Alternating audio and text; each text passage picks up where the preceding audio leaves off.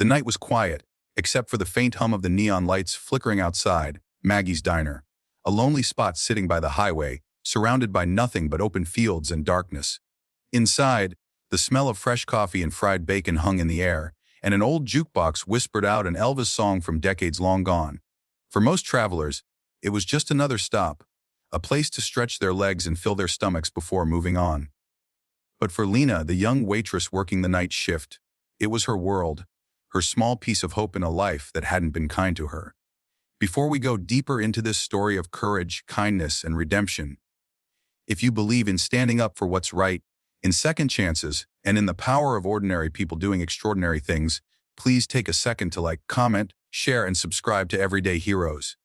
Your support keeps stories like this alive. Lena was 23, with tired eyes that carried the weight of too many sleepless nights. Her once bright smile had dulled, but she still tried. For every customer, every order, every little "thank you" she received, she tried to find a reason to keep believing in good people. She worked the late shift alone, because the diner owner couldn't afford another staff member, and Lena didn't complain. After all, she needed the money. Her mother's hospital bills were piling up, and her younger brother depended on her. Life had taken too much from her already, but somehow she still found the strength to serve others with warmth. It was almost midnight when the sound of loud laughter shattered the calm. The door swung open hard enough to make the bell above it ring violently. 3 men stumbled in, rough, looking loud and clearly drunk. Their heavy boots echoed on the diner floor as they made their way to a corner booth. The leader, a tall man with tattoos crawling up his neck, slammed his hand on the table and shouted, "Hey, sweetheart! Get over here and serve us!" Lena's stomach tightened. She had seen men like this before. The kind who didn't just want food, but attention, control, and fear. She swallowed hard, grabbed her notepad, and walked over. She tried to stay calm, polite, professional. "What can I get for you tonight?" she asked softly, keeping her voice steady. The man grinned cruelly. 3 burgers, extra fries, and maybe a smile, sweetheart. You look too serious." His friend snickered. Lena forced a smile and turned to leave, but one of them muttered under his breath, "Serve us, Btch." The words hit her like a slap. She froze, but didn't respond.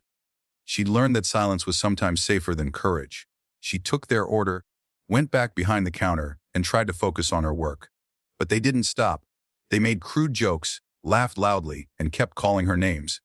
One of them even got up, walked to the counter, and leaned too close. Lena could smell the alcohol on his breath as he whispered something disgusting in her ear. Her hands trembled as she poured coffee into a mug, spilling a few drops. "Careful, sweetheart," he sneered. "You wouldn't want to make us mad." The few other customers sitting in the diner kept their heads down, pretending not to hear. No one wanted trouble. No one ever did. Lena felt a lump form in her throat. She thought of her mother in the hospital, of her brother's smile when she brought home food, of all the nights she told herself things would get better. But right now, standing there, humiliated and powerless, she felt small, smaller than ever before. Then, just as one of the thugs reached out to grab her wrist, the door opened again. The sound of heavy boots and the low rumble of engines outside filled the room. 5 men walked in, their leather jackets marked with the same emblem. A silver skull with angel wings. They were bikers, their faces rough, their eyes cold but calm. The room's atmosphere shifted instantly, the laughter died. The thugs glanced over, uneasy.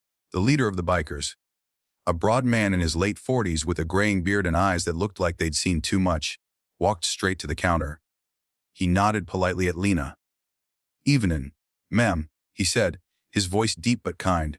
"Could we get some coffee?" Lena nodded quickly, grateful for the distraction, but her hands were still shaking. The bikers noticed. The leader's eyes narrowed. He turned his head slightly, and his gaze landed on the men in the corner booth. One of them, feeling bold again, smirked and said, "What are you looking at, old man?" The diner went silent. Even the jukebox stopped playing. The biker didn't answer. He just looked back at Lena. "They been bothering you, miss?" he asked quietly. Lena hesitated, torn between fear and relief. Before she could respond, the thug in the corner spoke again, louder this time. "We were just having some fun. Don't get all tough, Grandpa." The biker stepped forward slowly, his boots thudding on the floor. He stopped beside their table, calm but unshakable. "You don't talk to women like that," he said softly. "Not here. Not anywhere." The thugs laughed, but it didn't last. The moment the leader stood closer, they could feel the danger radiating from him, not from anger but from confidence. the kind that comes from a life lived hard. His crew stood behind him silently watching. No one raised a fist, but the message was clear. One of the bikers, a younger man with scars on his knuckles, reached for the thug's empty beer bottle and set it upright on the table. Then, without warning, he crushed it flat with one hand. The sound of shattering glass broke the silence like thunder. "You should go," he said quietly. The thugs exchanged glances, their bravado collapsing under the weight of the moment. They muttered curses, grabbed their jackets, and stumbled out of the diner, disappearing into the dark night. Lena stood frozen, her eyes wide, her heart pounding. For the first time that night, she felt safe. The bikers sat down quietly, as if nothing had happened. The leader gave her a small smile.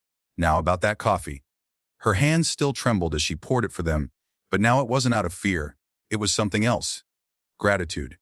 Relief, humanity. As the minutes passed, she found herself talking to them, learning their names, their stories. The leader, Jack, was a retired Marine who had lost friends overseas. The others were veterans too, men who had known violence but chose peace. They rode together not for trouble, but to watch out for people. People like her. Before they left, Jack looked at her and said something she would never forget. "Not all heroes wear uniforms anymore, ma'am. Sometimes they just walk in for a cup of coffee." He left a generous tip on the counter and a small silver coin, their club token. "If you ever need us again," he said, "just call the number on the back." When they rode off into the night, the sound of their engines echoed like thunder fading into peace. Lena stood by the window, watching them go, tears streaming down her face. She realized that for every cruel face in this world, there were still people willing to stand up, not for glory, but for goodness. From that night on, the diner felt different, safer. Lena started smiling again, not the forced, tired smile she used to give, but a real one. And sometimes, when the night was quiet, she'd take out that silver coin, run her fingers over the engraved wings, and whisper a silent, "Thank you." Because that night, she learned something powerful. Courage doesn't always roar. Sometimes it walks in quietly, orders coffee, and changes everything. If this story touched your heart, if you believe in kindness, in standing up for what's right, and in the everyday heroes who make this world a little better, please like, share, and subscribe to Everyday Heroes. Before you scroll away, tell us in the comments, what does being a hero mean to you? Your words might inspire someone today.